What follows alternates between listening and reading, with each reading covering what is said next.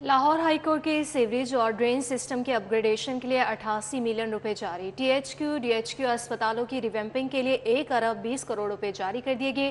PHA Lahore को operational अखराजात के लिए 333 मिलियन रुपए जारी किए गए। लाहौर डिवीजन के वेटनरी अस्पतालों की बेहतरी के लिए 37 मिलियन जारी किए गए हैं। मजीद डिटेल्स बता रहे हैं एडिटर ब्यूरोक्रेसी कैसर खोखर। जी कैसर खोखर।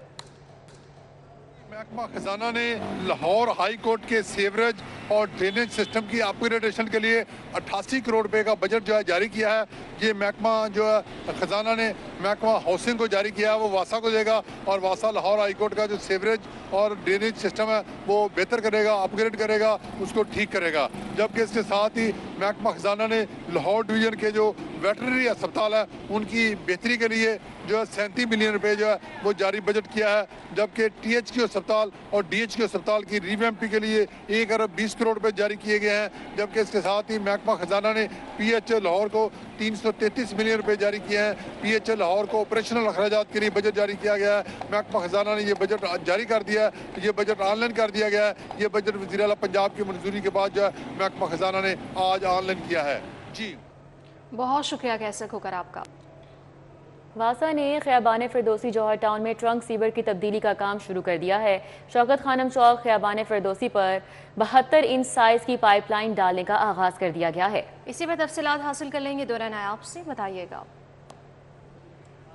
वासा ने बिलाखिर 2 महीने की ताखीर से सीवर लाइन तब्दील करने का काम शुरू कर दिया और खयाबान फिरदौसी पर यह काम शुरू किया गया है। शौकत खानम की जानिब जब आप ब्रिज उतरते हैं और मुंह आपका एलडी की जानिब होता है, वहाँ पे इस काम का आगाज़ किया गया है। और ये जो काम है ये बहुत ही मुश्किल काम है। 10 माह का टारगेट दिया गया है। अगर आज काम का आगाज़ किया जा रहा है तो इसको हर सूरत 12 दिसंबर तक मुकम्मल करना होगा असूली तौर पर। लेकिन मुश्किल काम है। 32 फुट तक गहराई भी है और 72 इंच तक सीवर भी डालना है और बहुत सारी जगह पे कंड्यूट सीवर के साथ साथ केसिंग के ज़रिए भी सीवर को बिछाया जाना है और ये 4 किलोमीटर से तवील है। इसके अंदर हर्डल्स बहुत सारी हैं जिसको अभी तक कैटर नहीं किया गया। ना ही सर्विसेज की मुंतकली का काम शुरू किया गया है, जिसमें लेस्को की जो तनसीबात हैं, सुई गैस की तनसीबात हैं, वासा की अपनी तनसीबात हैं और पीएचए की बहुत सारी प्लांटेशन है, इनको मुंतकिल किया जाना था। पीटीसीएल की लाइनें हैं उनको मुंतकिल किया जाना था। फाइबर ऑप्टिक केबल्स, मुख्तलिफ इंस्टॉलेशंस हैं जिनको मुंतकिल किया जाना था, अभी तक नहीं किया गया। फ़िलहाल जो कारपेटिंग है उसको ख़त्म करके गहराई से खुदाई करके इस काम का अमल शुरू किया गया है। अगर यही रफ्तार रही तो ये मनसूबा 10 माह में किसी तरह मुकम्मल नहीं होगा, क्योंकि आगे मानसून के हैवी स्पेल्स हैं। 2 से 3 माह मानसून का टाइम भी होगा, वो भी वेस्टेज है। और ये जो 2 माह पहले इसका टेंडर किया गया था और इसके बाद जो काम स्टार्ट किया गया है 2 माह की तख़ीर से, वो एक अलहदा से वेस्ट ऑफ टाइम हो गया है। अब इस तमाम तर चैलेंज से निपटते हुए 10 माह में मुकम्मल करना वासा के लिए एक बहुत ही बड़ा चैलेंज होगा।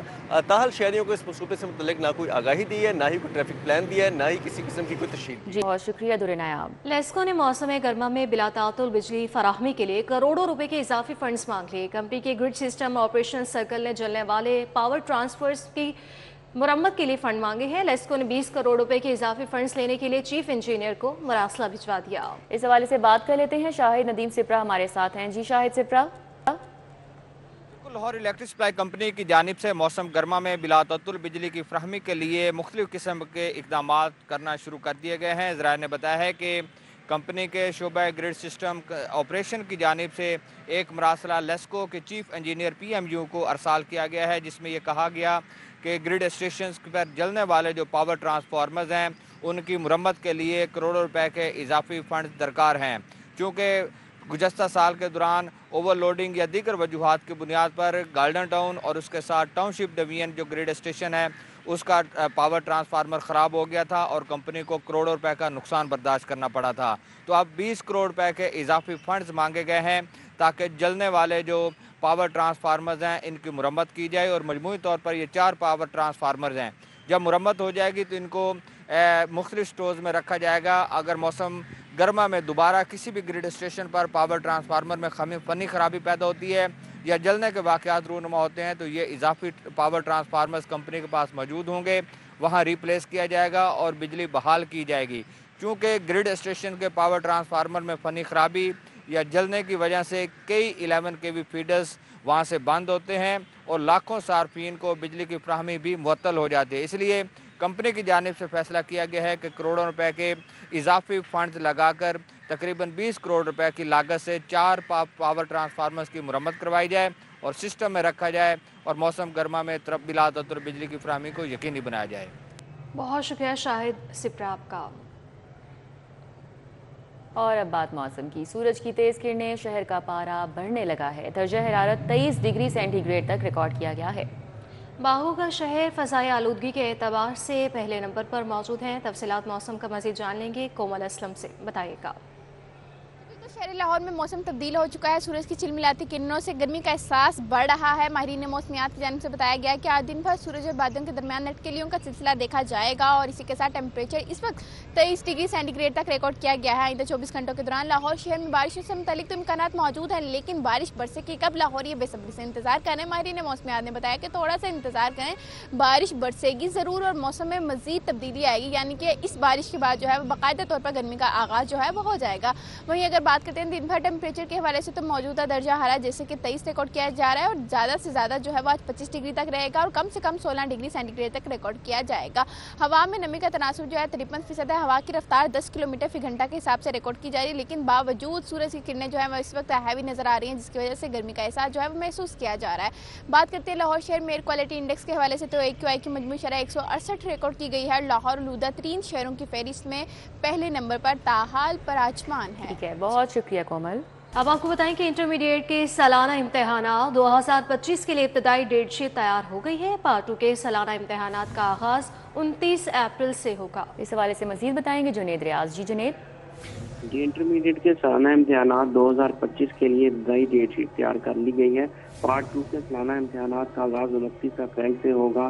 पहले रोज साइकोलॉजी और आउटलाइन ऑफ फॉर्म इकनॉमिक्स मज़ामीन के इम्तहानात होंगे। इंटरमीडिएट पार्ट के इम्तहानात 19 मई तक जारी रहेंगे। आखिरी पेपर उर्दू लाजमी का होगा। पार्ट 1 के सालाना इम्तहानात का आगाज़ 20 मई से होगा।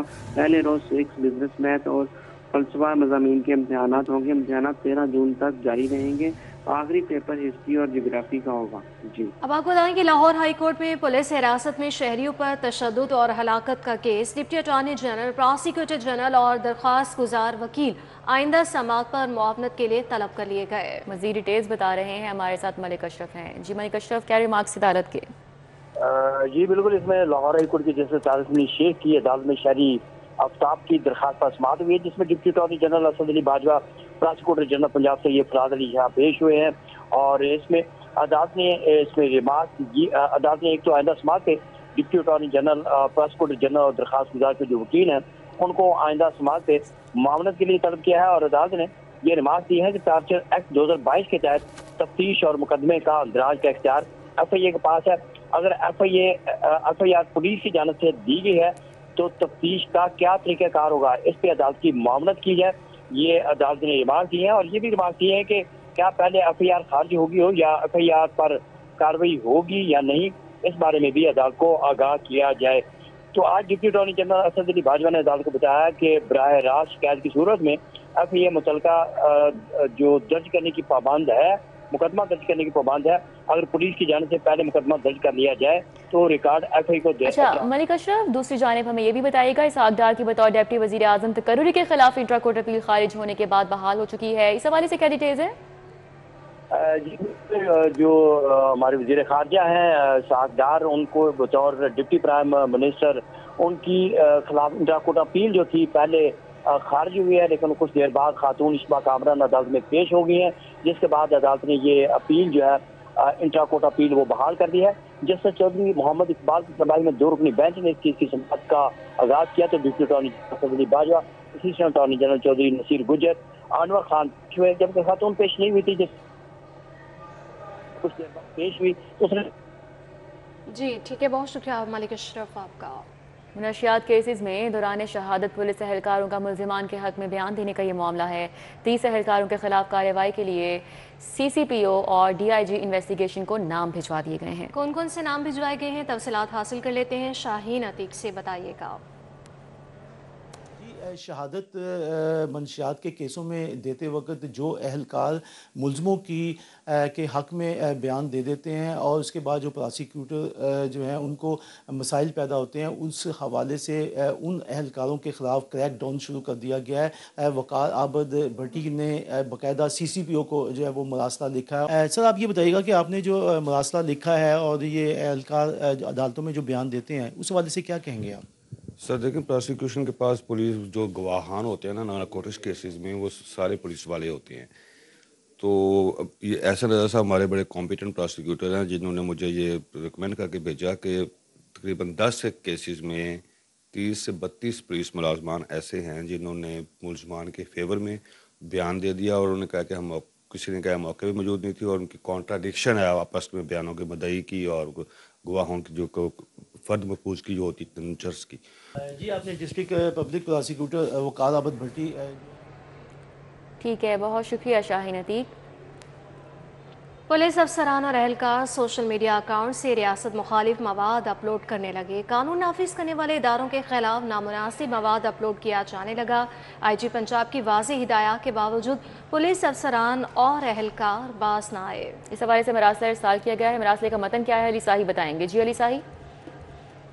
بالکل، پولیس افسران و اہلکار اپنے ذاتی سوشل میڈیا اکاؤنٹ سے ریاست مخالف اور قانون نافذ کرنے والے اداروں کے خلاف مواد اپلوڈ کر رہے ہیں، جو کہ انتہائی غیر مناسب ہے۔ IG پنجاب کی جانب سے گزشتہ ماہ بھی اس پر نوٹس لیا گیا تھا اور واضح ڈائریکشن جاری کی گئی تھی کہ کوئی بھی پولیس افسر و اہلکار کسی بھی اپنے سوشل میڈیا اکاؤنٹ سے ریاست مخالف جو مواد ہے وہ سوشل میڈیا پر اپلوڈ نہ کرے، لیکن اس کے باوجود افسران و اہلکار اس پریکٹس سے باز نہیں آئے۔ تو IG پنجاب کی جانب سے دوبارہ ڈائریکشن جاری کی گئی ہیں کہ تمام افسران و اہلکار ایسی حرکتوں سے باز رہیں اور کسی بھی ریاستی حوالے سے یا کسی بھی قانون نافذ کرنے والے ادارے کے خلاف کسی قسم کا کوئی بھی مواد غیر مناسب جو ہے وہ اپلوڈ نہ کیا جائے۔ تو IG پنجاب کی جانب سے دوبارہ ڈائریکشن دی گئی ہیں۔